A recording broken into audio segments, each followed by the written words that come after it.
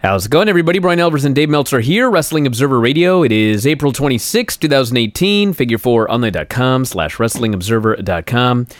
Lots to talk about here today. It is the Wednesday edition of the show, which means this is our last chance to talk about the greatest Royal Rumble show.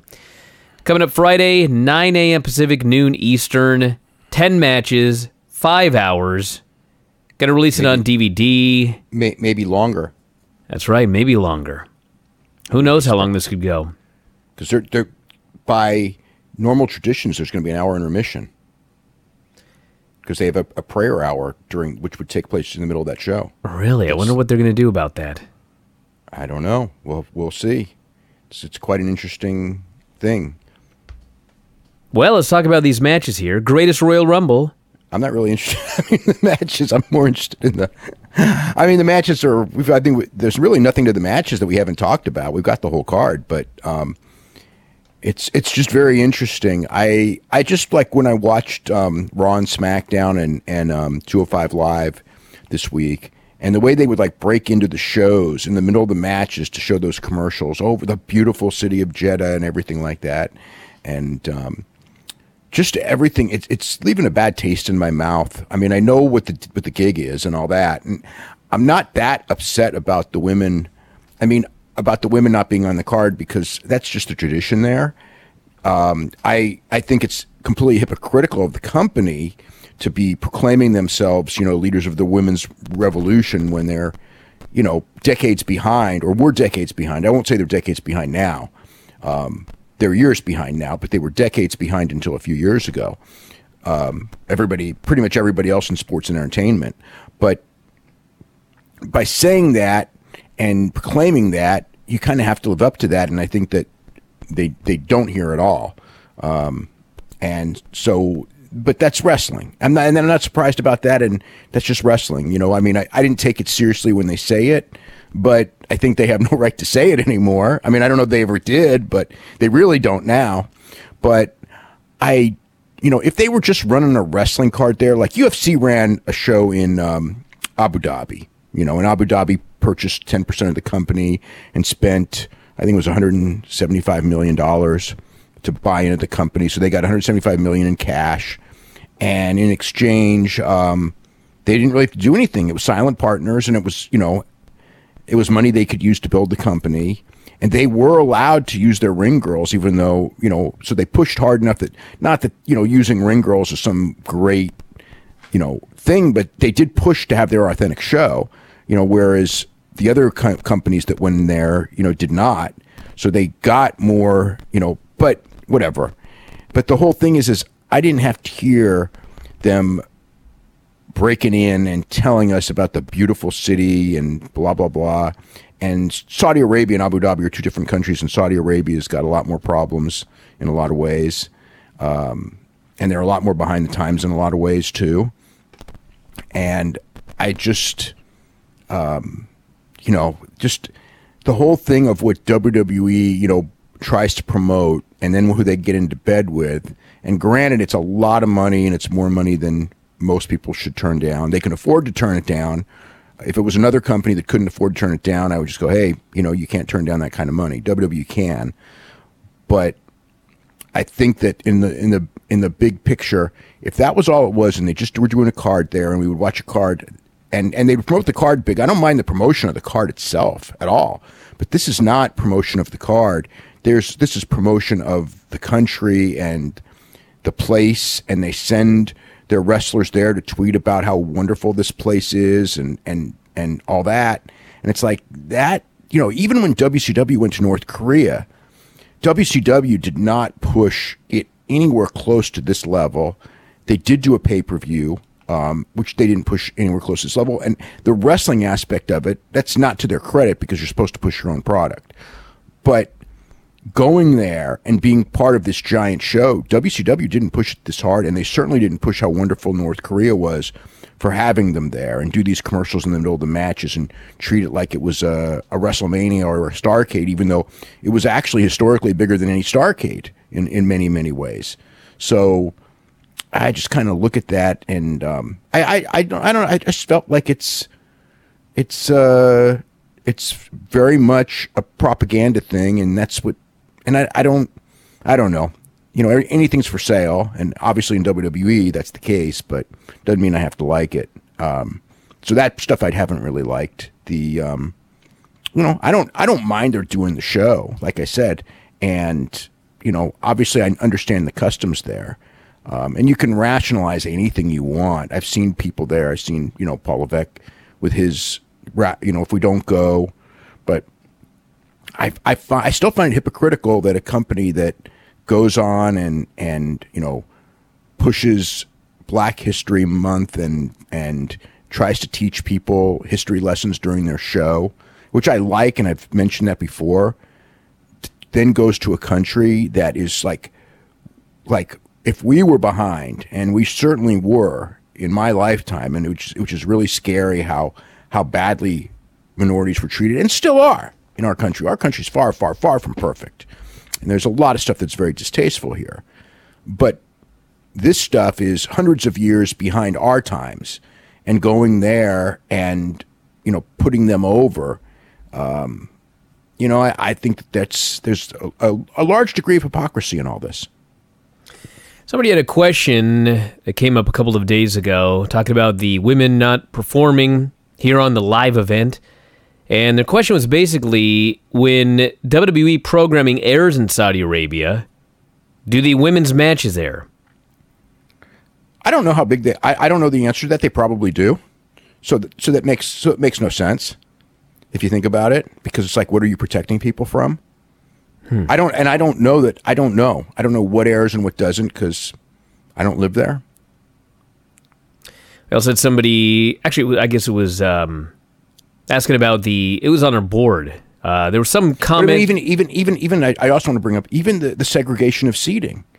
It's like, you know, it's like certain people aren't allowed to come.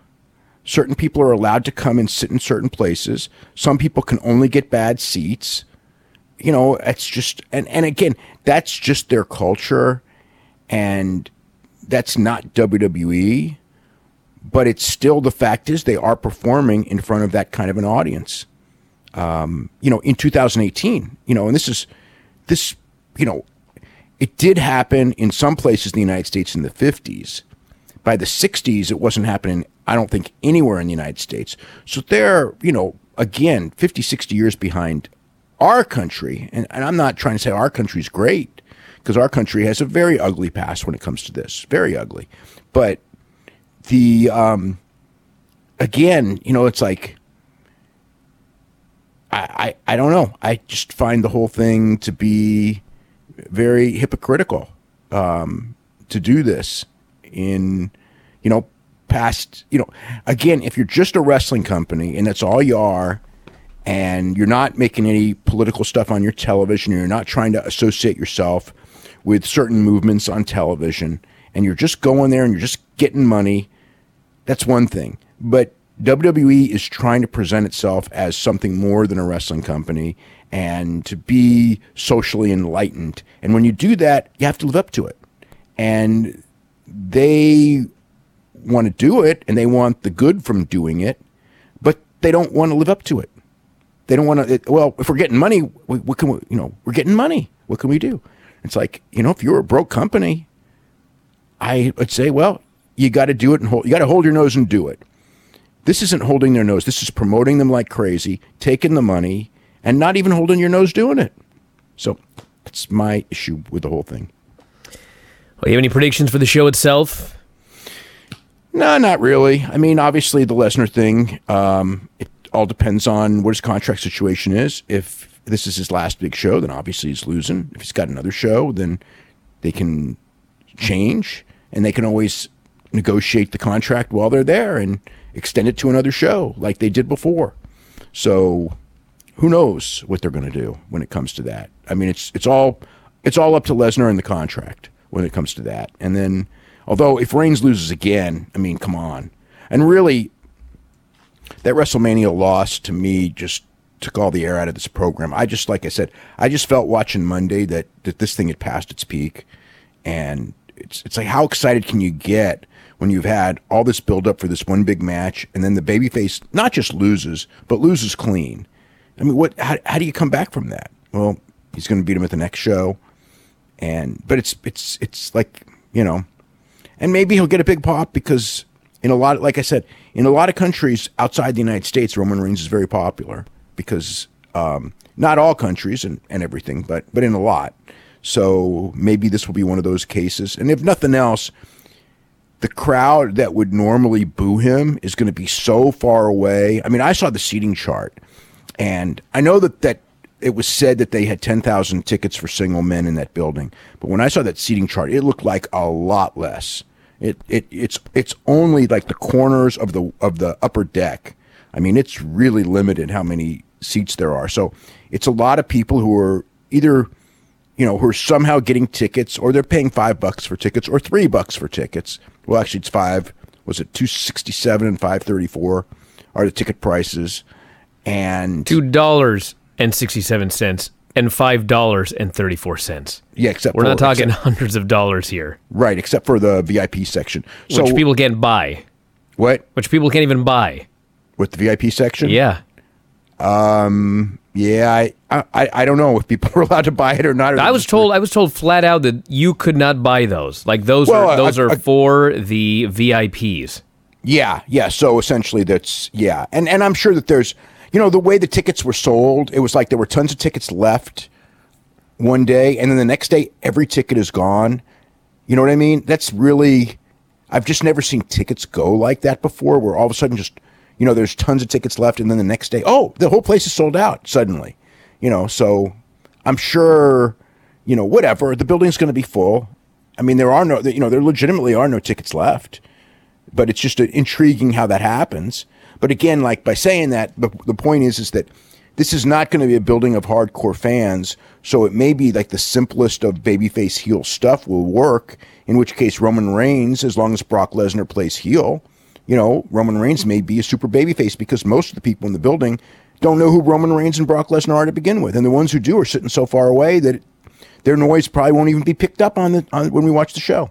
So if anything, I mean, they can get like this big reaction that they want to get, and God knows how much, you know, if the Saudis are putting into the production of the show. We only know how much we don't even know how much they're paying WWE, but we will know that. But we'll never know how much they're putting in the production. If they put a ton of money into fireworks and all this, it could be this great, you know, this great clip for Roman Reigns for all we know. Could be. I don't know. We'll see what happens. I mean, as far as the other stuff, it's, you know, I think that. Well, I got a question for you. Stupid question. Mm-hmm. So on Raw Monday, Jinder Mahal claimed that he was going to win the United States title and go back to SmackDown. And he was told, no, you can't go back to SmackDown. Right. But on SmackDown, Cesaro and Sheamus said they're going to win the tag titles and go back to Raw. Well, that's just the Raw tag team titles. Whereas the U.S. and Intercontinental titles are not supposed to be brand specific, even though they are. Whereas the Raw tag team and Raw and SmackDown tag team titles are specific to the brand. So if you win the Raw tag team titles, you must go to Raw, or you have to vacate the titles, one or the other. But I guess that they've told us, you know, I guess they had to say that because if not, everyone's going to go, well, gosh, Matt Hardy and Bray Wyatt have to win, right? Which in fact, yes, they have to win, but they will tell you that and who knows? I mean, WWE can do anything it wants, but it does look like Matt Hardy and Bray Wyatt are probably winning that match. So, Greatest Royal Rumble, who's winning?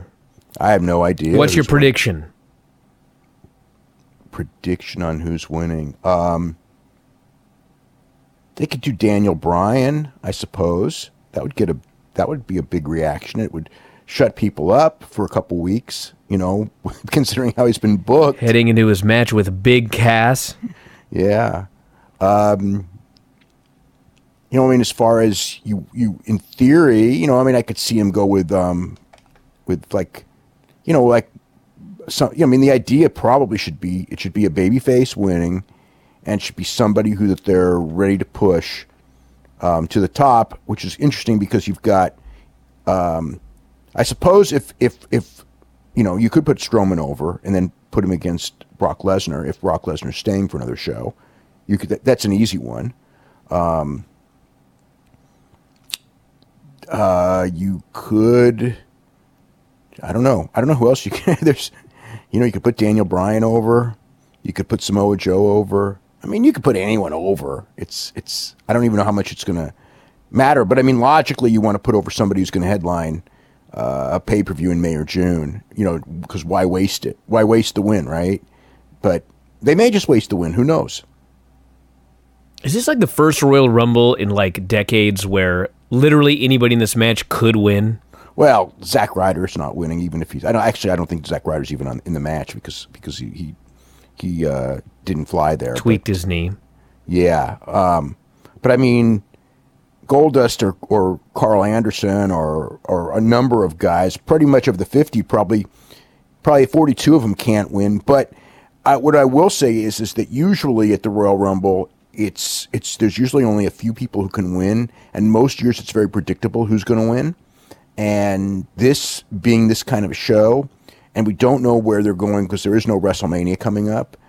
Yeah, the number of people who could win, I mean, in theory, is probably larger than usual, and who wins is probably less meaningful than usual at the same time. So there you go. I mean, it's not like the winner is going to main event next year's WrestleMania. So, or even necessarily a main event SummerSlam. Hey, they announced that Shane McMahon is in it. Yeah.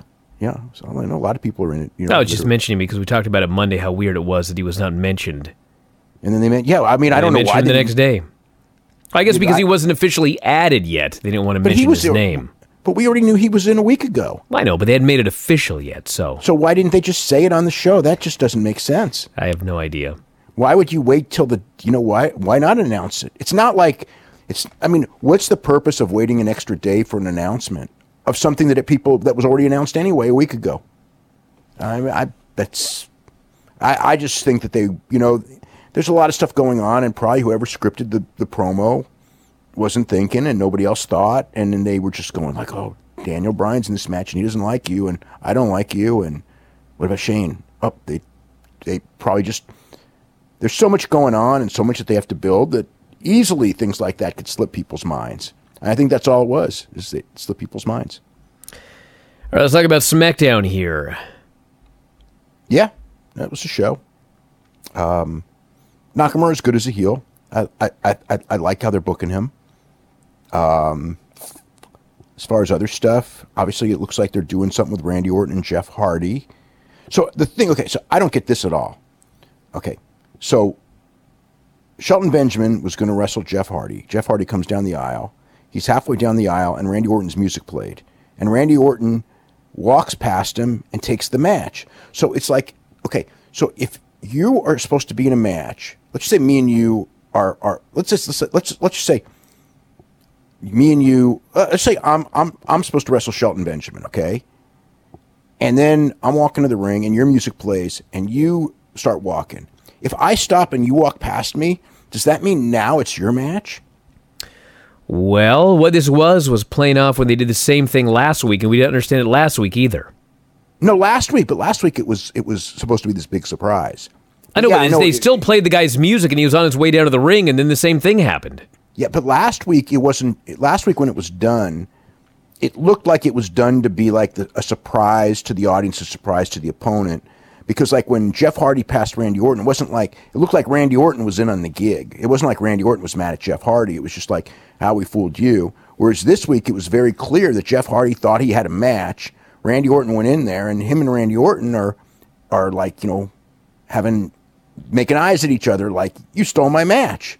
So it was, I don't know. I guess it doesn't have to make sense. So it didn't. I always liked wrestling better when it made sense. When the booker would go, people are going to say this doesn't make sense, so we've got to explain this, as opposed to now where it's all fake, who cares? Big Cass and Daniel Bryan at the pay-per-view. His first major feud. Well, we'll see how it goes. I don't mind this being like a one-match thing.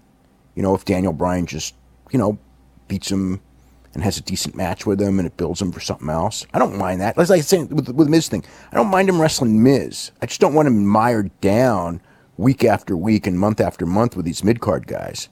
I mean, you can do it if the idea is to build him up and give him some some momentum by beating a bunch of mid-card guys before you really like go with him. The problem is that you also want to not make people think that he's not important or not that important. I mean, he's somewhat important, but I watch it, and he's always, I don't know, I mean, Does it not seem obvious that in the match, Miz is going to cost him the match and Big Cass is going to win? And like Miz and Big Cass are together and this just continues on?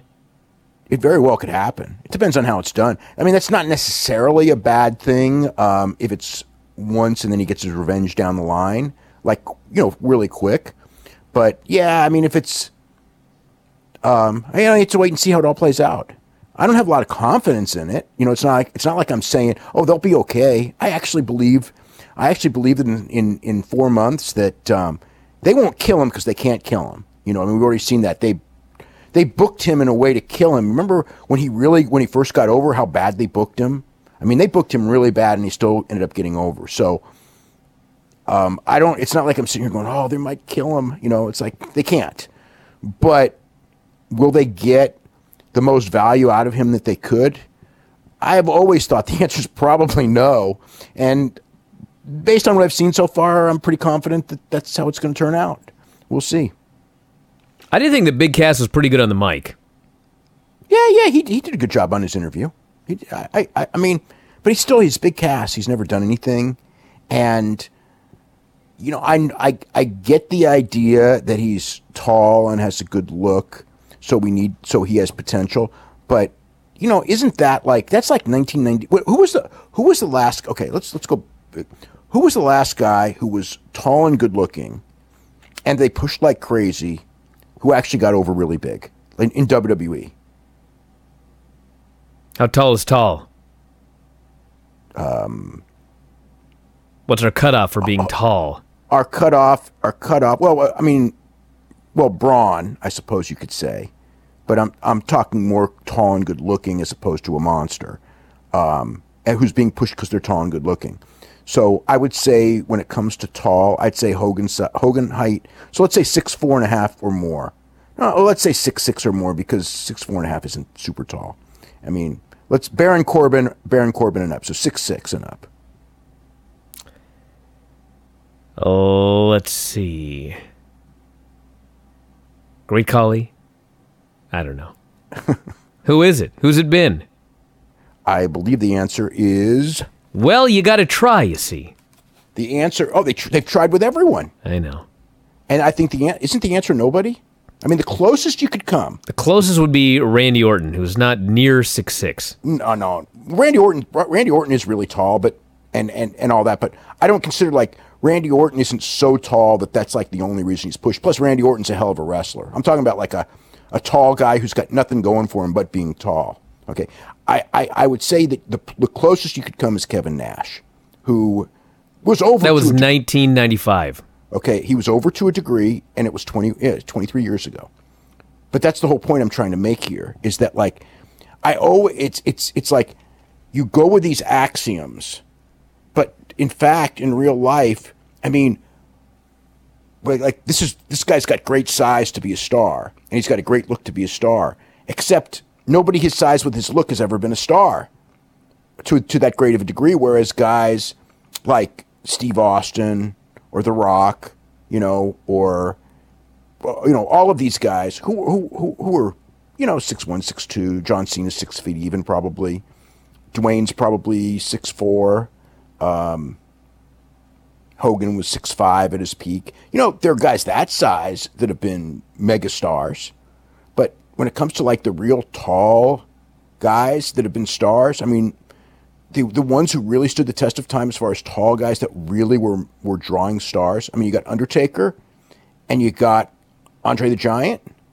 and the rest of them. I mean, Big Show is not a failure by any means, but he never did the business that they expected either. But I mean, aside from that, I mean, they've pushed 1 million of these guys, and they almost never make it. So it's I think it's like a dated mentality. I mean, there was a time where people would go, oh, he's tall, he must be tough. And people don't think that anymore. I mean, you're tall. You're not as tall as an NBA guy. You know, we see NBA guys all the time, and they're basketball players. What does it matter? So that's like the whole thing with Cass. It's like, I'm not saying Cass isn't going to do okay, but when I look at him, I don't see what they see in him. I see why. I see when I look at him, I go like, Vince is going to see something in this guy. But I also look and go, I don't see it in this guy, because at the end of the day, he's a decent promo. He's tall. But once the match starts, what does it mean? He doesn't have the thing in the ring. Like, there's guys, you know, and again, this is Ultimate Warrior, and this is a different generation.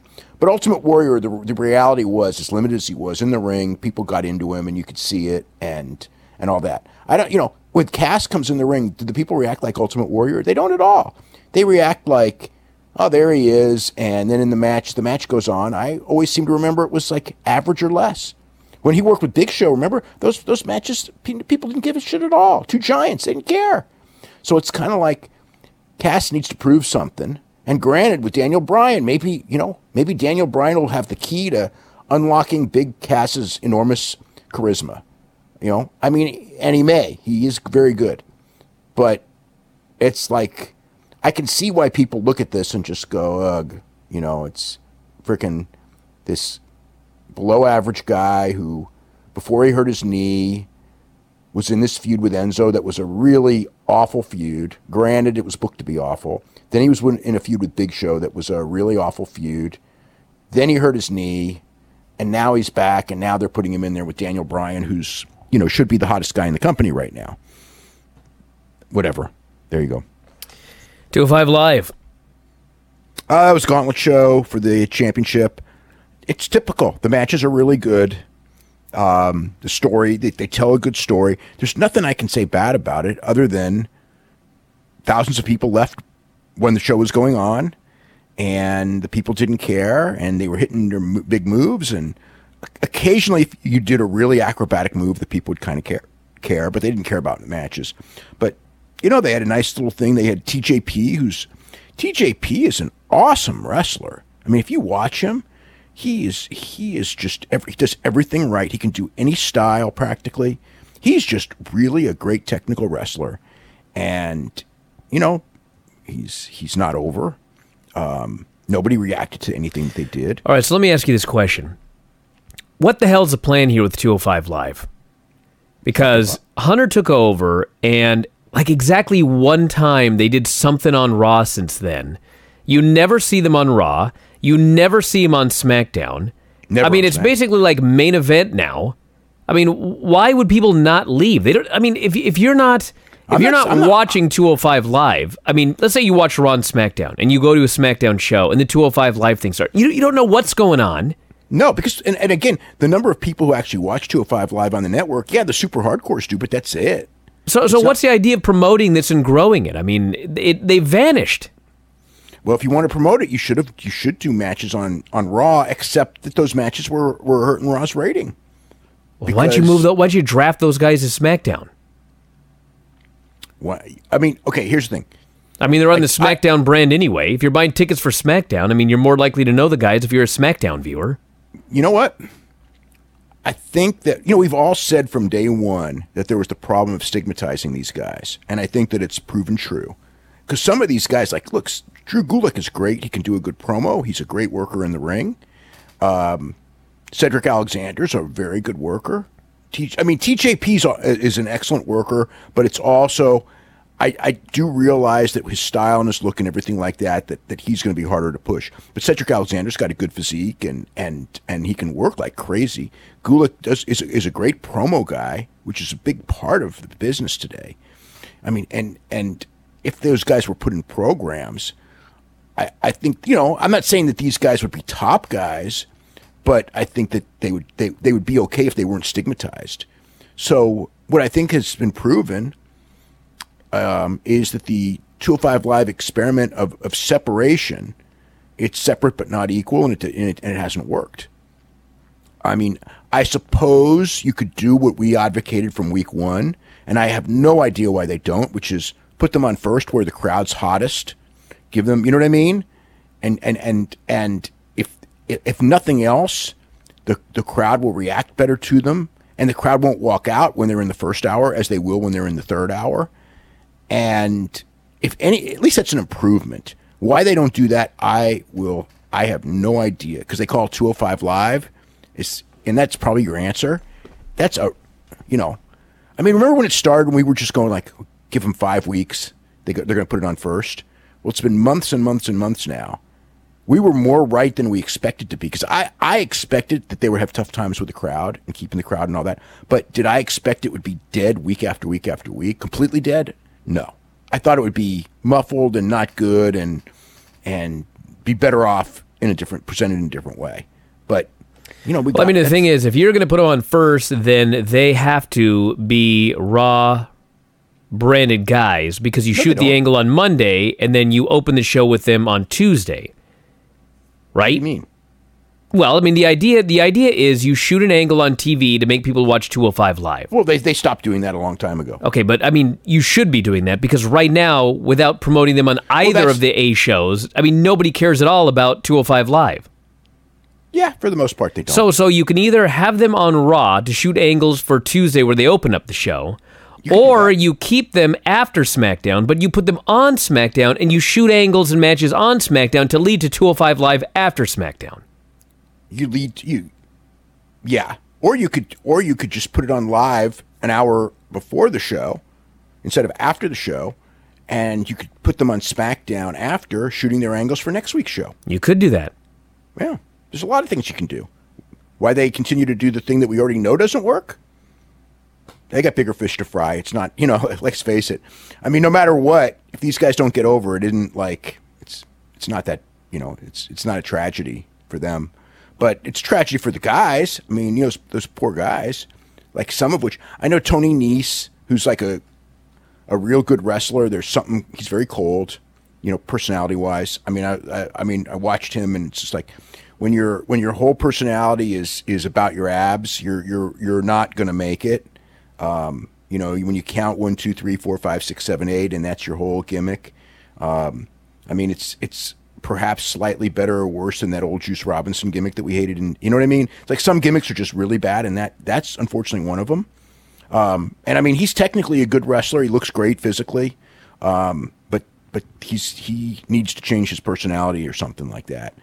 But so anyway, though, it started with Mustafa Ali and TJP, and TJP worked on his knee and just had a technically really good match. And at some point, there were people in the crowd who got into it, but most of the crowd didn't. And Ali overcame his knee injury and won, and then Drew Gulak came out next and worked on the knee. But Ali got a lot of good offense in, and then Drew beat him with the Gulak, Dragon Sleeper. Then Tony Nese came in, and Tony Nese just destroyed Drew, just destroyed him the whole match. Misses one knee, and Drew puts him in the Dragon Sleeper, so he wins. Now Drew's had 2 straight matches, and he's tired and he's worn out, and Kalisto comes out. And it's like, so this heel who's won 2 matches clean against all odds in the second one, survived, being tired and 2 rough matches, and then he goes in there with Kalisto, and Kalisto's fresh. So the whole face-heel dynamic's just all completely fucked up. And, Kalisto wins with Salida del Sol. Nobody cares. But Kalisto's wrestling Cedric Alexander in Saudi Arabia. And that's that. Look, if you like wrestling, it's a good show. I enjoyed Tony Nese and Gulak. I really enjoyed Gulak and I'm not down on the concept of the show at all. I'm just astounded that they're trying so hard to turn it into a good show, and they've totally removed it from all of the A programming. Well, it's main event. Yeah. The truth of the matter is that Triple H has made it a better show. I think the viewership is up, but you don't know because of the way that they do their viewership. They don't give you numbers, but it appears that the viewership is up. But the crowd is still cold for the guys every bit as much as it was before. And the promotion of the matches, it's like you don't use Monday to shoot an angle for Tuesday anymore. So there's, instead of promoting your match on Raw in front of 3 million viewers, you're promoting your match the week earlier on 205 Live in front of whatever it is, 100,000 viewers, if that. I don't even know what the number really is. And, so it's like, so you're promoting it in front of the smallest audience possible. And, that's what I said. Like when people go, oh, do you think Ricochet's going to be on that show? And I go, God, it's the kiss of death for a career. I hope nobody's on that show. I hope that show disappears or changes or something. I just want it to change or something so those guys have a chance. But because what it's doing now is it's the worst of all concerns, Not a lot of news in the ratings this week, but it's going to be rough through the end of the NBA playoffs. Yeah, I mean, everything, it's... The Raw number was one of the lower ones of the year. NBA playoffs hurt, and I mean, we're only in the early rounds when it gets strong, when the playoffs get bigger. I don't know... Okay, here's the one thing with the NBA, and maybe I'm completely wrong on this because the NBA is having a killer year. It's always funny how... When remember all those years when WWE ratings were down 15%, and people were going oh, it's just TV and kids don't watch TV and this and that, and it's yeah, but all these other sports are some up, and NFL's up. Then NFL went down, had a bad year. Oh, see, NFL's down, but then the NBA's up. So it's there's nothing that dooms you to failure. Some years you're up and some years you're down. There is a trend downward, without a doubt, but it's not 17% a year. It might be 5%, which is significant. But the NBA is way up this year for whatever reason. I thought, again, that I don't know that there's this Warriors-Cavaliers thing like they've had the past two seasons. That's, LeBron against the great depth of the Golden State Warriors, which just led to just incredible ratings. I don't feel like there's a championship that's going to be as big, but since the whole league is up this year, maybe I'm dead wrong on that. Maybe just because the NBA is more over, that the championship this year will also be over no matter, who ends up in, even if LeBron's team doesn't end up in the finals, or even if the Warriors don't, which would be more of a surprise, but who knows. But yeah, it's, the early playoffs are beating Raw and SmackDown, which usually Raw and SmackDown would beat the playoffs in the early rounds, and they would lose in the later rounds. But SmackDown was down. But the number this week was nothing to be. It's not like it's a bad number. I mean, it's a bad number for this year, but it wasn't. It's okay. It's about where we're going to be now. WrestleMania season's over. They're going against the NBA playoffs, and so whatever. SmackDown was down. I mean, it's just what it is. I mean, it's not scary bad. UFC was weird because their show on Saturday, the main card did 20% above usual, which was with Kevin Lee and Edson Barboza, but the crowd, they actually peaked with the Justin Willis and Chase Sherman fight. So it wasn't like they stayed for the main event, which, the main event started close to 1 a.m. So that's a different issue, which is probably not the best thing, but that's how it's booked. But still, I mean, the main card did a good number, a very good number. Not a great number, but a good number. The prelims did a very weak number. And the difference between the prelim rating, because usually the prelims in the last couple of years have been closer to the main show ratings when they're on FS1, which actually makes sense because people just watch. People are willing to watch more hours right now of UFC than they were years ago for whatever reason. But the prelims were going against a lot of competition. I mean, there was NBA and NHL playoffs. There was NASCAR, which went head to head. There was the boxing actually went head-to-head with the main show, but there's all those games, not just the national games, but the local market NBA and NHL games. So there was really a lot of competition, and the prelims did not do well. So that was their deal. We got some new champions coming out of the Impact tapings. Yeah, Tuesday night, Aries won the title back from Pentagon Jr., and Su Yung beat Ali for the Knockouts title, and So what's going on with Aries and Pentagon? Because they did the title change, and then I guess later in the tapings, Pentagon was announced as the champion. okay, so what And isn't happened is Aries on his way out, or is that changed? Aries, I believe that yesterday was Aries' last day of these tapings because he had other things, he had other bookings. So he was only doing the first 2 days of taping.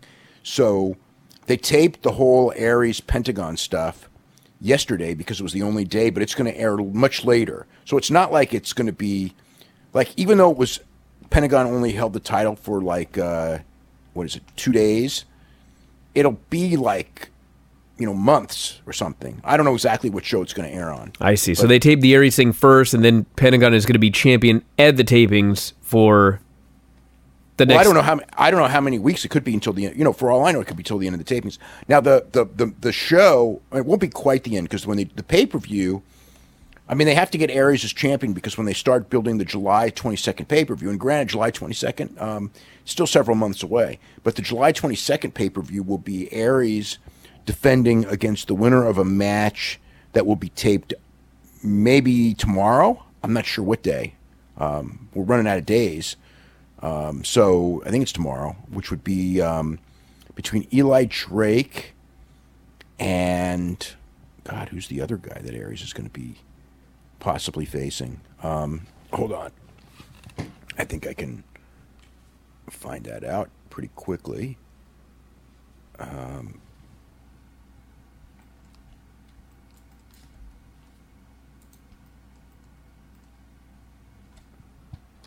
on.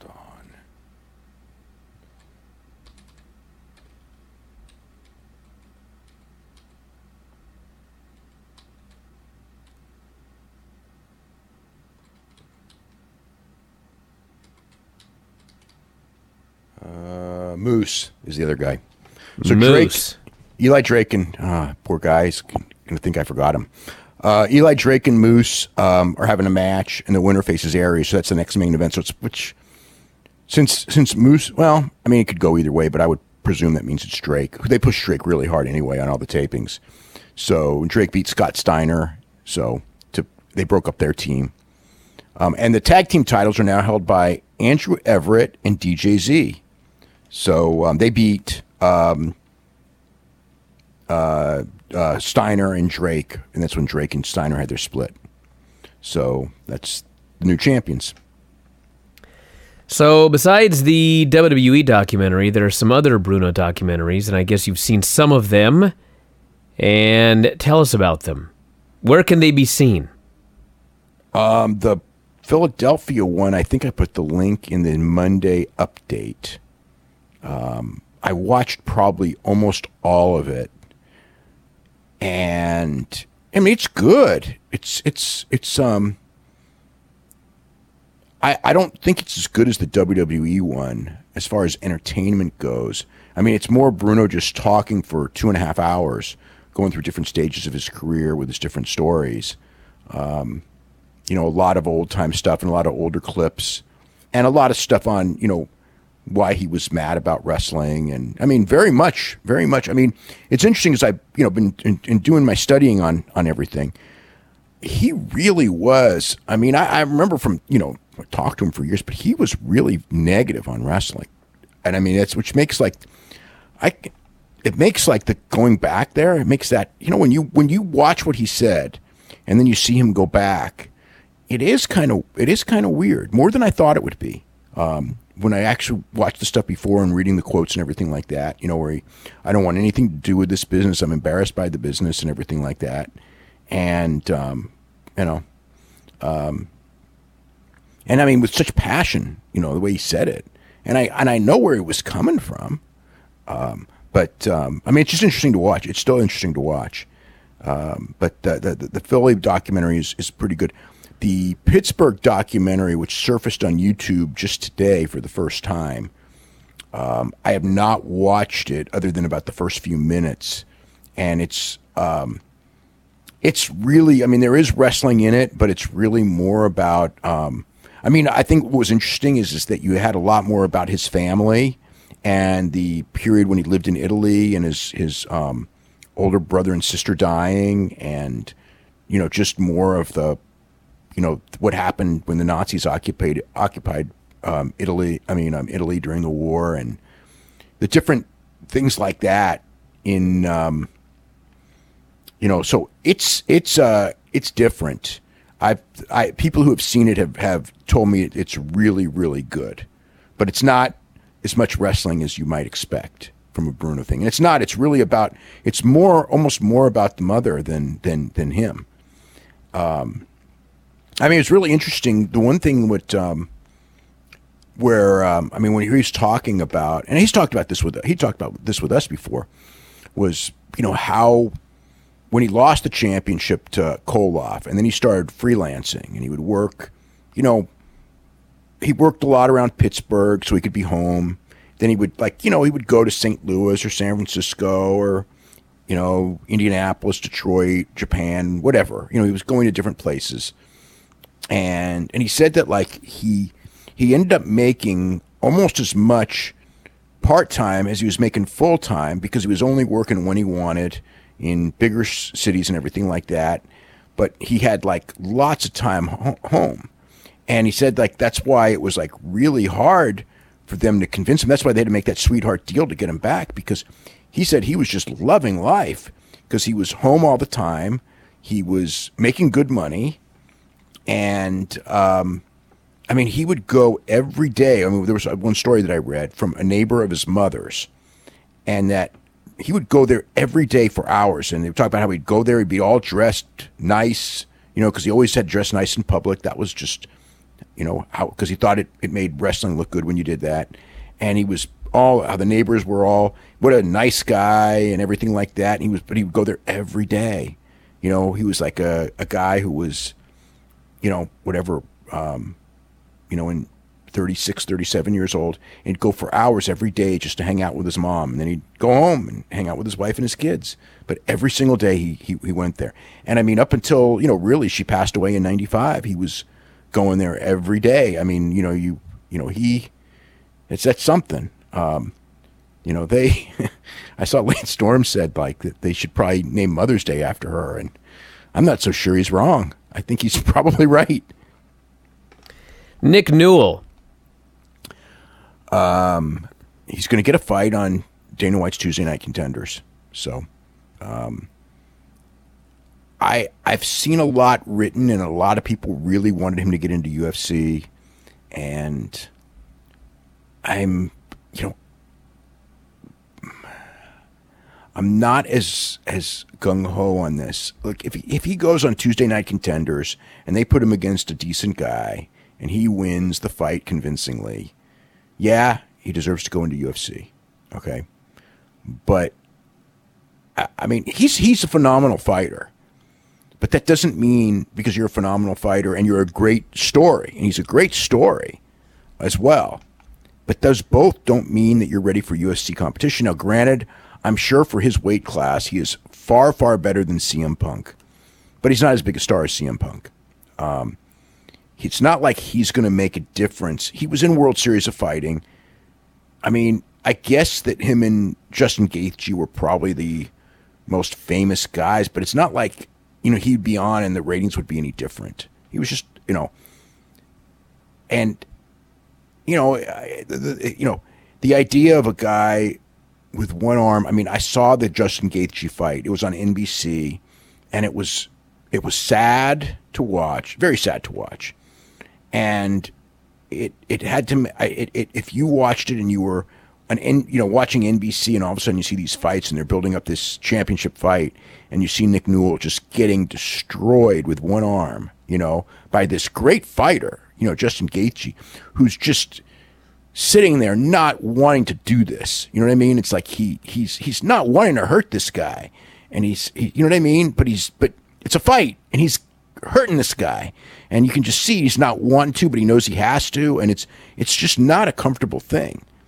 And that's the thing that I'm worried about, is that somebody watches a UFC and they're not a fan, or not, and they don't know who Nick Newell is, and they watch this, and it's going to leave a horrible taste in their mouth if he takes a beating. And against the top level guys, based on what I've seen, and granted, Gaethje's really good, but there's a lot, in that lightweight division in UFC, there's a lot of guys that are really good, and he's not going to be the caliber of the top guys. So, yeah, could you use him as a special attraction and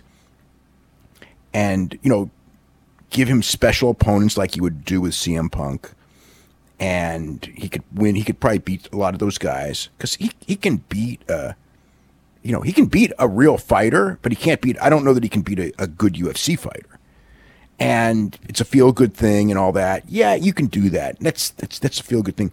But if he's in there with any of those top 10, 15 lightweight guys. You know what I mean? It's like if he wins 3-4 fights in a row, people are going to clamor, "Oh, he should get a title shot."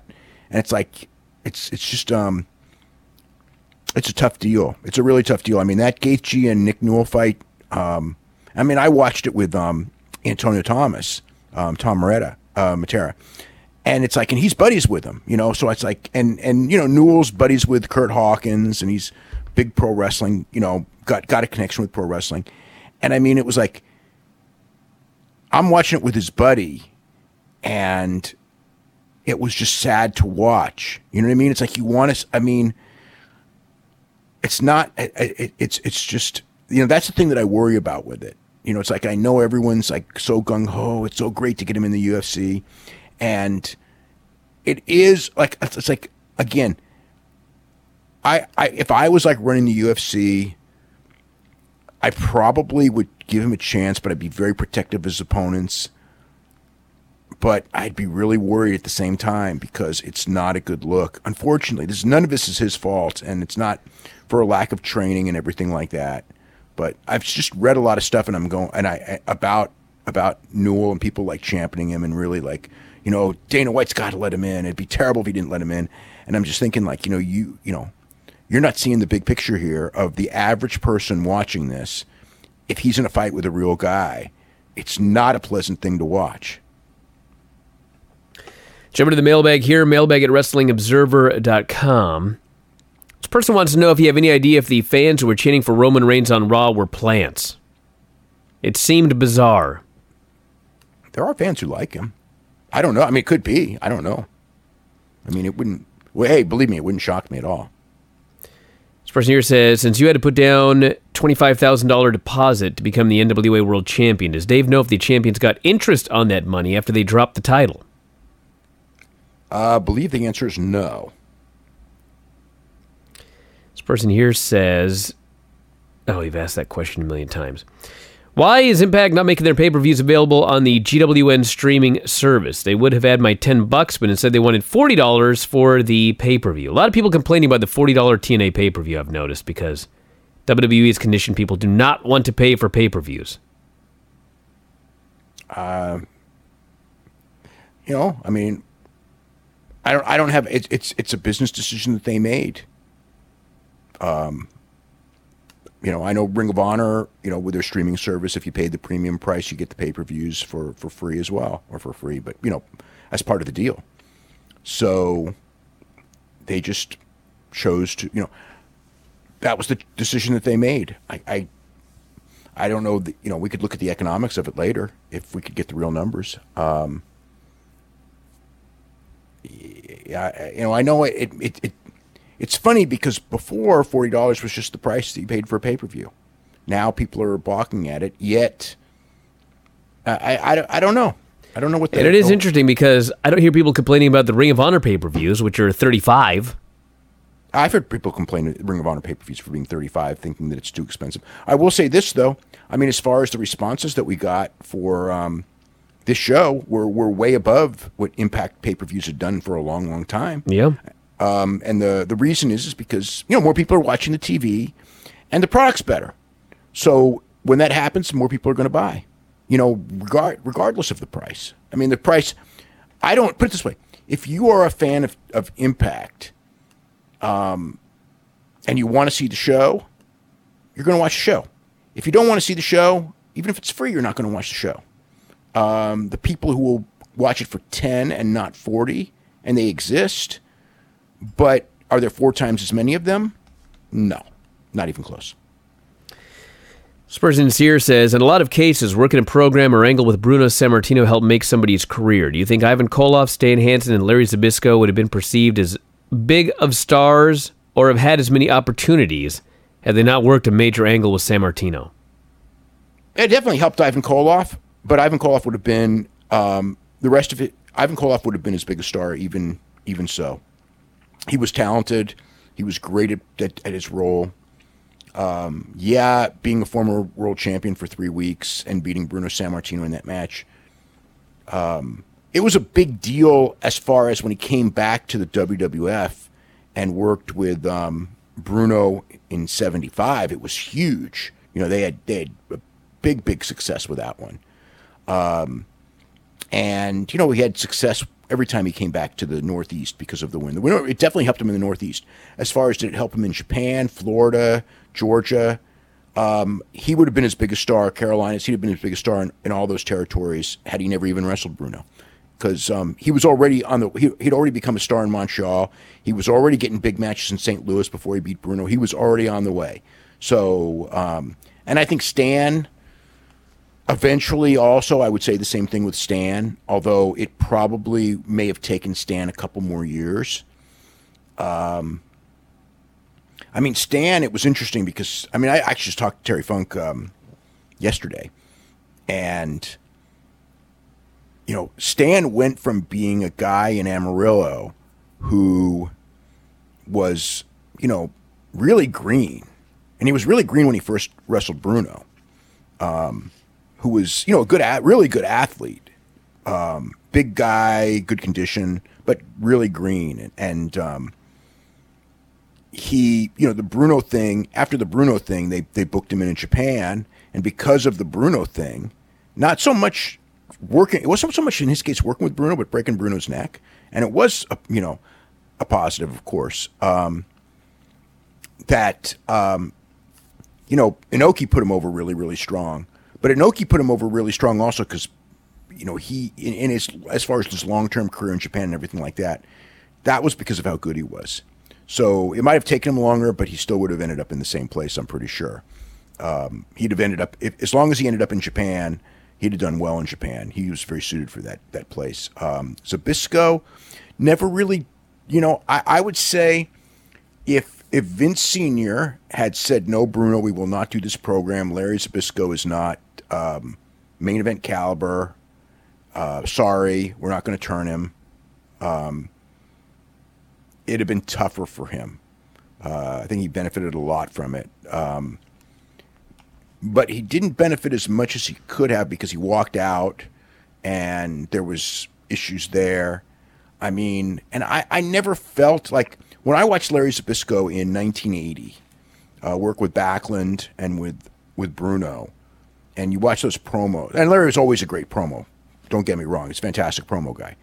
But when I watched him there, I felt like he had so much heat that you just felt he was something special. When I would see him in other places, I never was that. He was a guy who did great promos, and he knew how to get heat by stalling, and things like that, but he didn't feel like a top guy to me anywhere else. When he was in Georgia and they tried to push him to the top, I didn't feel it. When he was in the AWA and they pushed him to the top, it just felt like the AWA had no talent left. That's why he was on top by default. Not like he never felt to me like he was a top guy at that level. Larry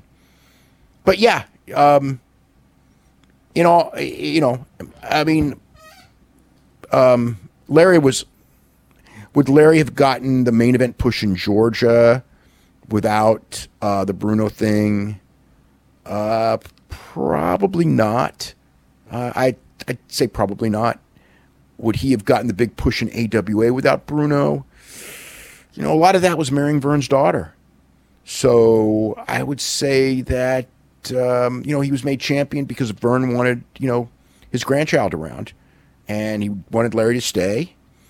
And so I don't, does that happen if he doesn't do the program with Bruno? I think it was a life changer for him, but I think if he had wound up in Minneapolis and worked for Vern and married his daughter, he'd have gotten the AWA title either way. So, yeah, I don't know. That's kind of my theory on all those guys. As far as here says, would it be a smart PR move for WWE to counter criticism of the all-male Greatest Royal Rumble by announcing an all-women's pay-per-view? I don't know. I mean, what if the show bombs? You know, I guess it can't bomb on the network, but it could bomb at the gate. Is it worth the embarrassment that would prove, that would have? If they did an all-women's pay-per-view and they couldn't sell tickets?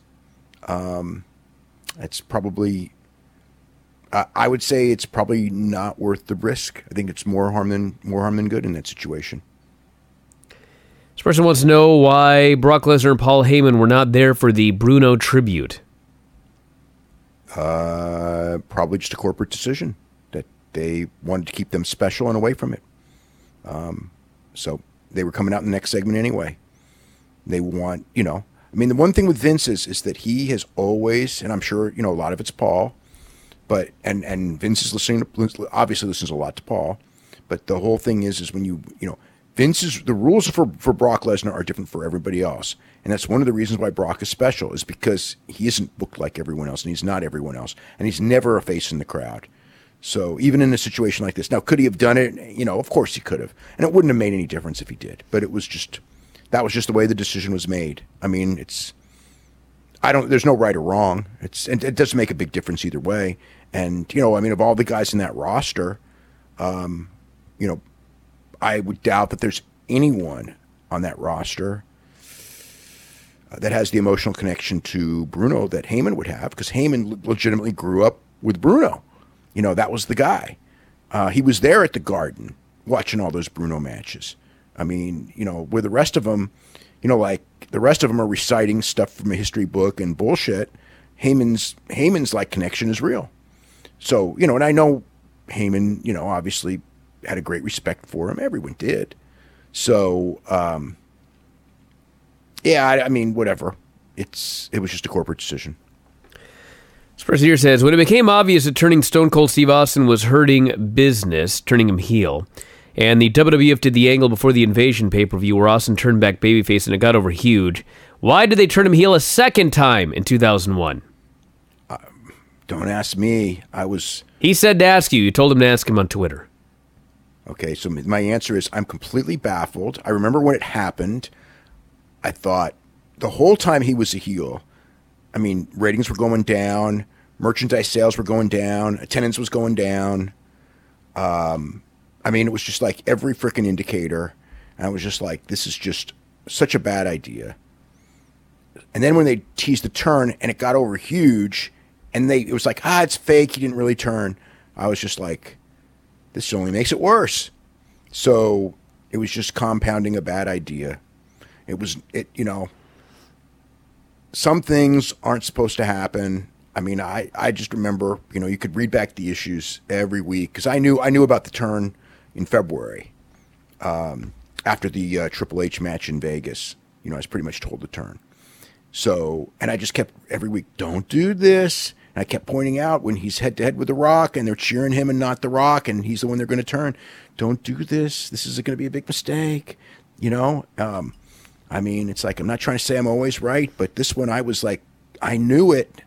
I mean, I knew it because I had friends who were not wrestling fans or were not lifelong wrestling fans who became wrestling fans during the Stone Cold Vince thing. And I could see with them that Stone Cold was like their Bruno Sammartino, that he was their working class guy and they related to Steve Austin like he was real, and that they hated Vince McMahon because he was the evil boss. And they knew wrestling was fake, but they took Austin McMahon seriously. And obviously people did, because that was one of the greatest periods of business in the history of the company. And I kept thinking, it's like, when they said they were going to turn him, it was, what would happen if they turned Bruno heel? And that's actually what I was thinking in February of 2001 when this was going down. What would happen if, in 1968, they turned Bruno heel? And my thought was, they would kill the business. Business would flop. The Bruno fans would feel betrayed by Bruno, who they believed in, and they wouldn't boo him. They would stop watching. Of course, they never did that. And that's what happened when they turned Steve. And I knew it would happen because it was the people who are longtime fans. No, they're going to stay fans. But there were so many people who came in that were not fans, who came in specifically for Steve Austin and Vince McMahon. And when Steve Austin goes heel and joins with Vince McMahon, instead of hating Steve Austin for it, it's like, it was all bullshit. See ya. And Austin, even when they turned him back, he never did the business again that he did. The peak of Steve Austin's business was that WrestleMania 17 in Houston, Texas. He never did that kind of business again. And even when they turned back and everything like that, and of course then they had the period where he did the thing with where he wouldn't do the job for Brock and he quit the company, and they buried him on TV, which didn't help either, because that was just complete stupidity. Burying him on television like that, thinking he's never coming back. I mean, what kind of freaking foresight do you have, thinking that he's not coming back? Everyone comes back practically. Some people, almost. Is anyone? Bruno and Brett were the two ones that people thought weren't going to come back, and they did too. Bill Goldberg even came in. Is there anyone that didn't? Sting, who never had any animosity, even he did. It could have not happened, but it did. So the whole point, maybe Punk may not come back, whatever, but who maybe he will. So yeah, it's just they definitely mishandled a lot of things there when it came to Austin. They had a gold mine, and unlike with Bruno, who was booked tremendously throughout the entire run until the day he quit, Steve. And I know some of it was Steve's doing. Steve was getting bored as a babyface and wanted to go heel, and I don't think he understood that aspect that he wasn't a guy they were waiting to boo, and it wasn't a guy that they should have turned at that time. 10 years later, if the situation was different, could it have worked? Maybe yes, maybe no. I don't know. It did work with Hogan, but you got to remember with Hogan there was so much latent hatred of Hogan that it was building up and building up and building up.